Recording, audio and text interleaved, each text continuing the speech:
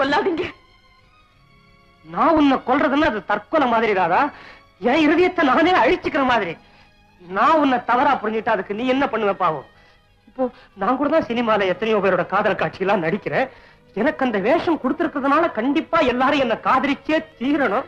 அதுக்கு போய் நிஜமாவே அவங்க எல்லாம் என்ன லவ் பண்றாங்கன்னு நானா நினைச்சுக்கிட்டா நான் எவ்வளவு பெரிய முட்டாள். அது என் சொந்த வாழ்க்கையிலே நிரூபிச்சிட்டேன் பாத்தியா? உங்க ஏமாற்றத்திற்கு நான் தான் காரணம். இதை நீங்க மறந்துடணும்.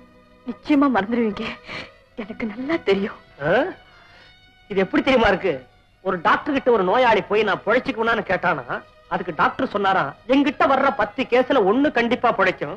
ஏற்கனவே 9 பேர் செத்தாச்சு, நீ 10வது ஆசாமி, அதனால பிழைச்சுக்குவே அப்படின்னு ஆறுதல் சொல்ற மாதிரி இருக்குல்ல ராதா. நான் ஒரு முடிவுக்கு வந்திருக்கிறேன்.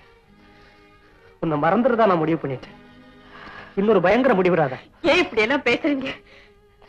நான் சாக போறேன். ஐயோ,